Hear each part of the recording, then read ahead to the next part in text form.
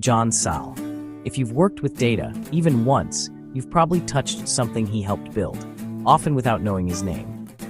He is the quiet architect behind tools that changed how scientists, engineers, and businesses ask questions of information. He helped transform statistics from an arcane, batch-oriented discipline into an interactive, visual craft. And yet he is not a household name. That contrast, enormous influence paired with modest public profile, is central to his story. Born in 1948 in Rockford, Illinois, Sall's life began far from the hubs of Silicon Valley. Early on, he showed a curiosity about how things work.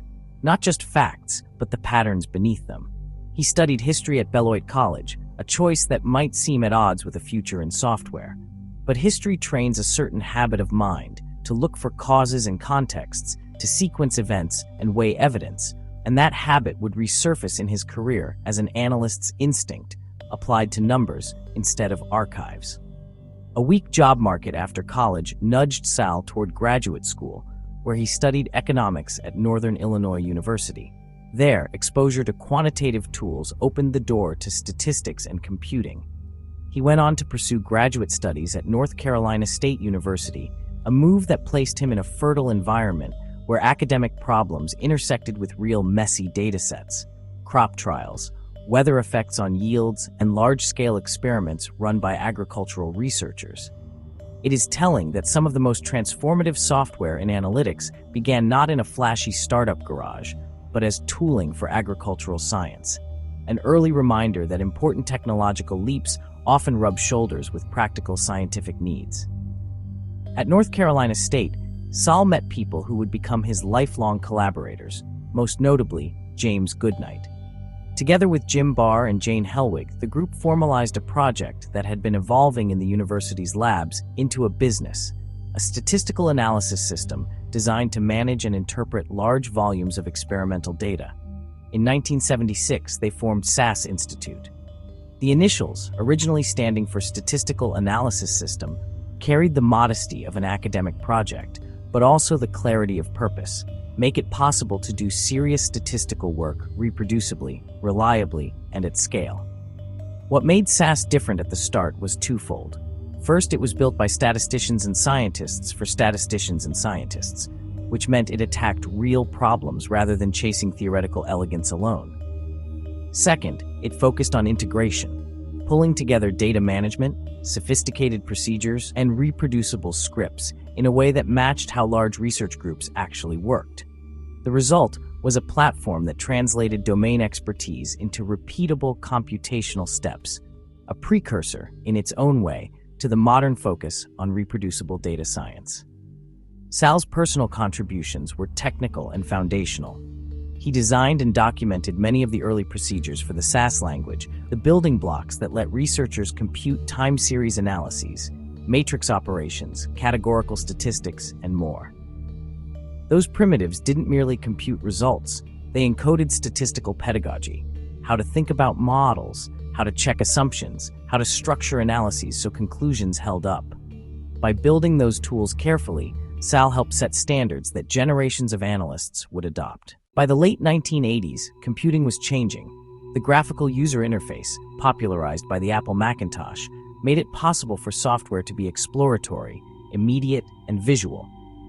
Rather than write a batch job and wait for output, users could interact with data, tweak parameters, and see visual feedback in real time. Sall recognized the opportunity. He wanted analytics to be more than numbers run in sequence. He wanted data exploration to be intuitive and visual. The project that emerged from that conviction came to be called JMP. Originally, somewhat playfully, John's Macintosh Project. When JMP launched in October 1989, it was a different animal from traditional statistical packages. It foregrounded visual discovery, linked plots, interactive brushing, and dynamic displays that allowed users to follow hunches and test them visually. For engineers running experiments on manufacturing lines, for quality teams chasing variation, and for scientists wrestling with complex multivariate systems, JMP made it easier to find signals in noise.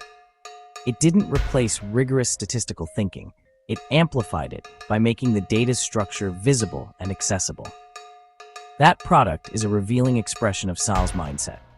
He He was not primarily a product marketer or a CEO chasing valuations.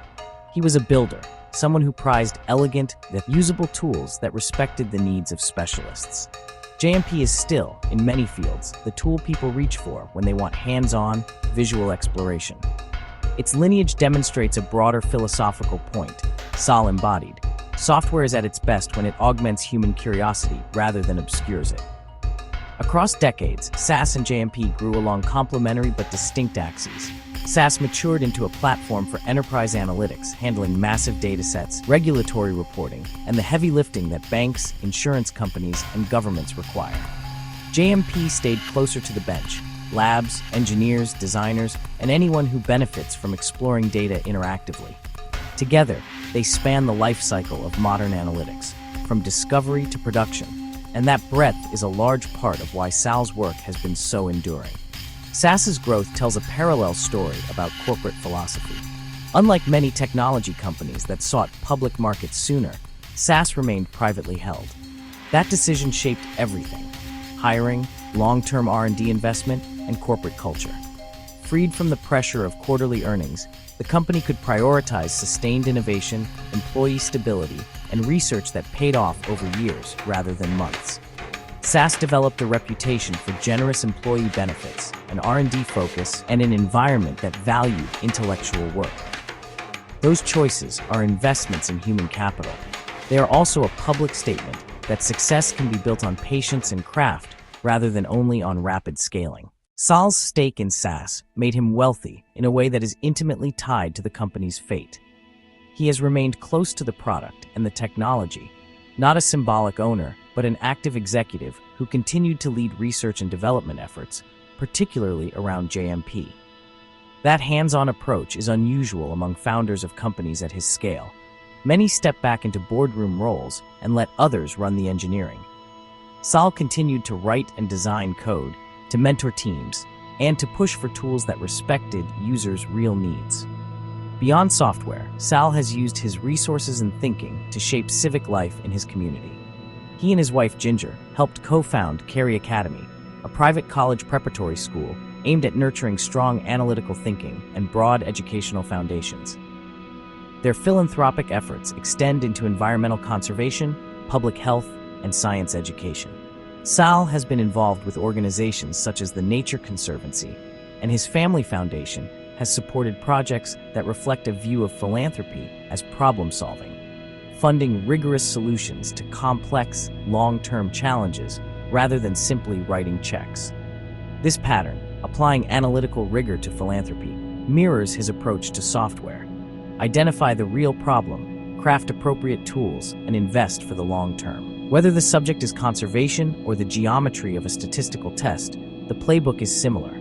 Understand the data, design interventions that respect the system's dynamics, and measure whether the approach is working. That attitude helps explain why Sall's philanthropy has had depth as well as scale.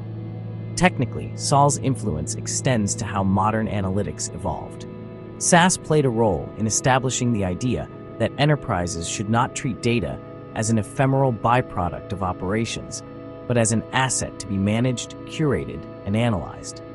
The company's tools for data management, reporting, and advanced analytics anticipated the later explosion of interest in business intelligence and data science. JMP's focus on exploration foreshadowed modern interactive visualization tools and many of the human-centered design patterns we now take for granted in data products.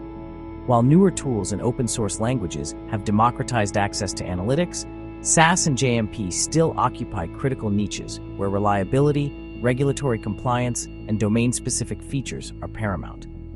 There is also a lesson in Sall's discretion. He is wealthy by any standard, a billionaire whose net worth, depending on the estimate and the year, places him among the richest residents of North Carolina. But he is not a celebrity mogul.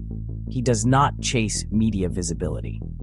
That reticence may derive from temperament or from a belief that the work and its users should remain central rather than the personalities behind them. It also serves as a reminder that influence does not require constant self-promotion. Building durable institutions and useful tools is a different and perhaps more sustainable route to impact. Yet for all that understatement, Sall's footprint is unmistakable in the institutions and communities he has touched. SAS remains a major employer and research hub in the Research Triangle, contributing to a regional ecosystem that now includes universities, biotech firms, and other tech companies. Cary Academy shaped educational opportunities in the area. Philanthropic investments in conservation and health have ripple effects in organizations and communities across the globe. In reflecting on John Sall's career, it helps to think about the broader arc of analytics, the move from specialist, batch-oriented computation toward interactive, visual, and productionized data work. That arc is not simply technological, it is cultural. It involves reconceptualizing what counts as evidence, how decisions get made, and who participates in analytical conversations.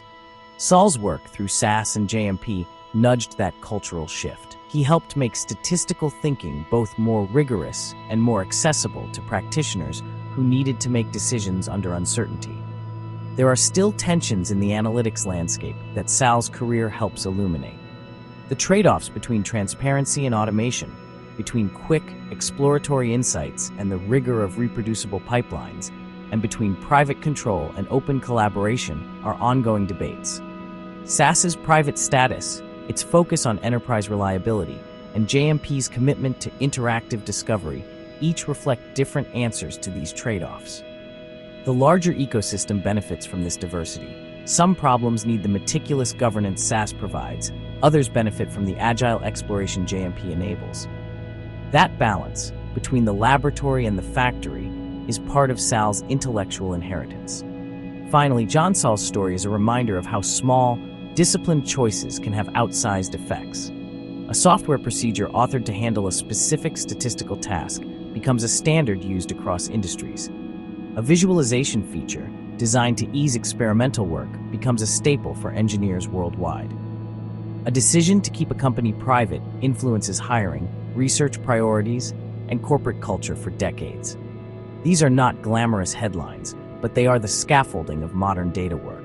If we measure legacy by the ability to change how people think and work, Sall's imprint is large. He occupies a space where technical craftsmanship meets institutional stewardship.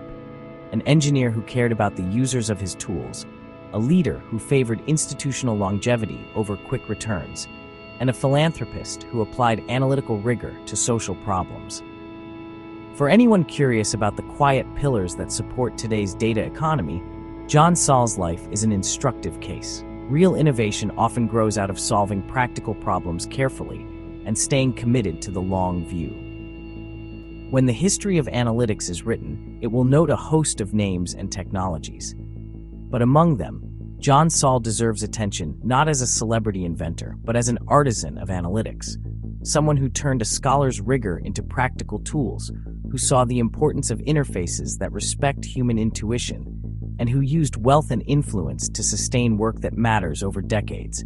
In a world that rewards speed and showmanship, his example is quietly radical. Build something useful, make it last, and let the work speak.